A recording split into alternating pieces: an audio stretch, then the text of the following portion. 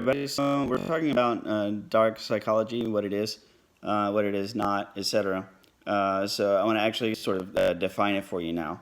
So what dark psychology is it's an unethical abuse of seduction. So seduction is a very real thing. It's a very real science. It's a very exact science. This is how you can get some people who are the biggest douchebags in the world, and they get tons of girls. Take Hugh Hefner, for example. Dude, he's 90-something years old. His dog's peed all over the floor. Generally just not, just kind of a gross guy. Runs Playboy. I mean, when anybody who looks at Hugh Hefner is like, man, that just doesn't make sense,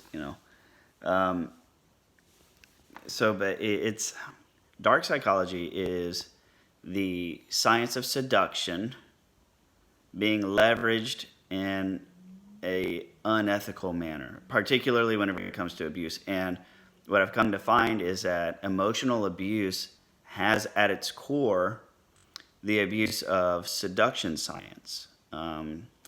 So, I guess one of the commonly cited manuals for seduction is a book by Robert Greene called The Art of Seduction. Now, Robert Greene is an international best-selling author.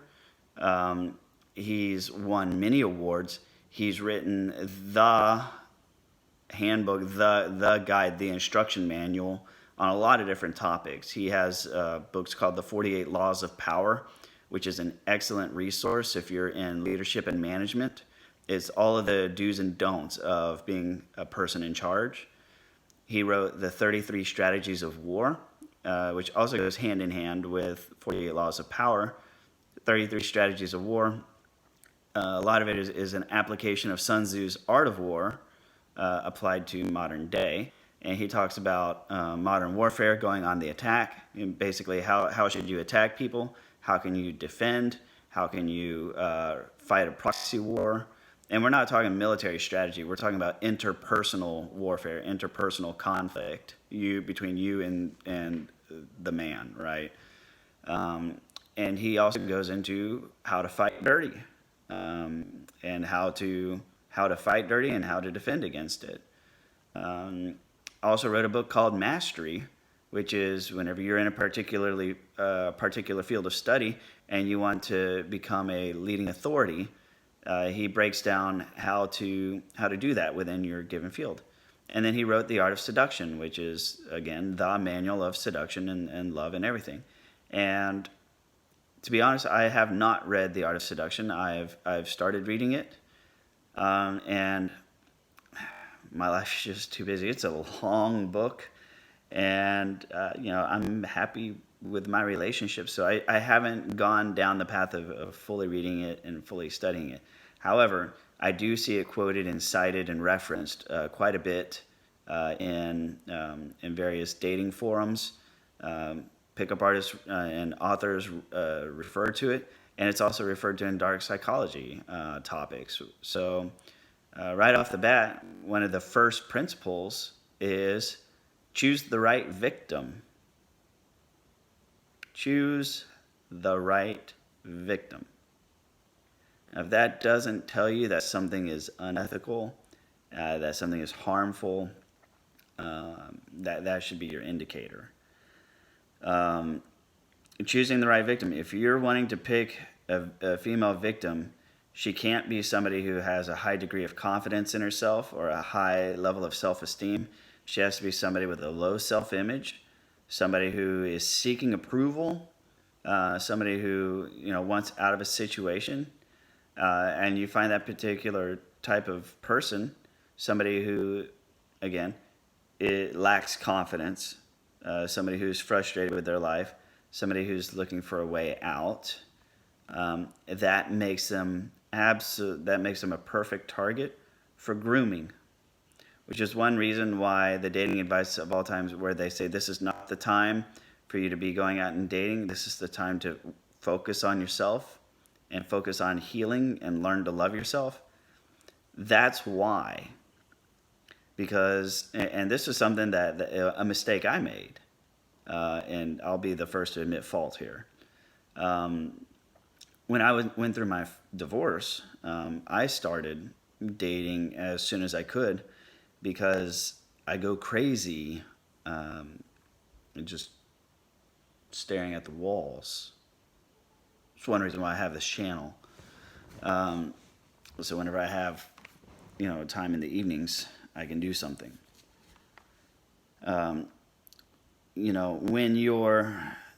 when your self-esteem is compromised, when you have low self-esteem, when you're looking for a way out of a situation, when you need to escape, that makes you thirsty, and that makes you more open to advances from people, because you're looking for something, you're looking for validation, you're looking for an improvement in some way, shape, or form. So it opens you up to a wider variety of people to date. And that's great, but you also increase your chances of being taken advantage of. That is what paints the target on your back. So let me be very, very clear about this. Having low self-esteem, low confidence,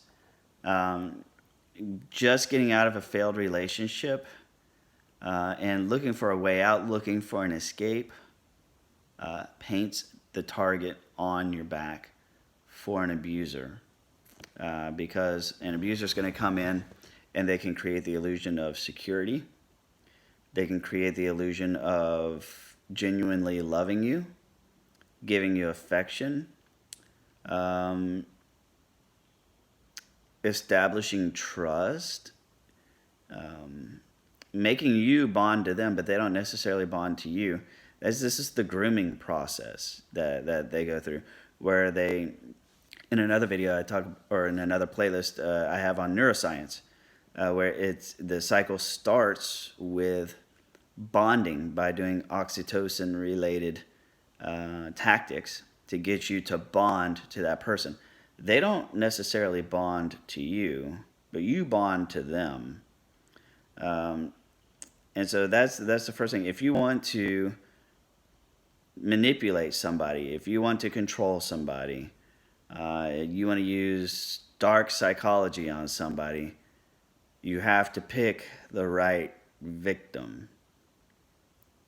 Because if you pick somebody who's already got it going on, they're not gonna mess with you. They're gonna be like, fucking get out. I got 4 others like you, and none of them are douchey. So you gotta make sure that you pick somebody who's quiet, somebody who's in a bad place, somebody who's looking for happiness and doesn't know where to find it, and you give them that happiness. When somebody's unhappy, looking for happiness, you dangle happiness in front of them. That's just like dangling a drug in front of a junkie, right? You have what they want. They want happiness. They want the way out, and you dangle it. You freebase them. You get them hooked on it, and then they become your dealer. They're your love dealer, right? They're your affection dealer. Just like you hook somebody on illicit drugs by freebasing them, or by giving them their first, I don't know all the drug terms. I don't really run in those circles, but you know what I'm talking about. You get someone high for free the first few times. You make that initial investment, and then you'd be like, yo, as much as I'd love to keep smoking you out, or shooting you up, or cooking you up with the fuck ever that is they do. You say, bottom line, this stuff does cost money. You're gonna have to help me out here. Help me cover my costs. I like you. I like smoking with you. I like doing our drug shit with you, but it does cost money. So help me out here. Split it, right? And then they feed your addiction. And then before long, if you're a dealer, it doesn't take long. Then you just got somebody coming in, and that's all they want is just more drugs, and they'll do anything to get it. And then money shows up on your door, and random shit like bicycles and rims and all that other shit just starts showing up as they keep trying to feed their addiction. And the emotional abuse does precisely that. In the neuroscience video, we talk emotional abuse is it taps into the same mechanics that addiction taps into, and an abuse cycle in a tumultuous relationship is exactly the same cycle as cocaine, as cigarettes, gambling, all the addictions and vices. An abusive relationship is an addiction. It is a vice. It's perfectly legal to do. And some people like to be on the winning side of it, right? And so they are. So yeah, that's step one of dark psychology. Pick the right victim, know how to identify your victim, know what to look for, and like I said before, you need to know this so that you don't paint the target on your back. This is how you come for some damn reason you keep dating narcissist after narcissist after narcissist. It's because you have step one, they know how to identify the right victim, and that's you. You don't have high self-esteem. You don't have high confidence.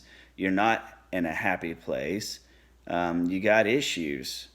And they can take full advantage of that by building your confidence, by giving you love and affection, by getting you out of a bad situation and making your situation better, by swooping in and sweeping you off your feet and then dropping you on your ass. It's sick. So thank you guys very much for watching. We'll talk more in the next video. Please like, comment, or share. If you have thoughts or opinions, by all means, share in the comments. And we'll see you on the next one.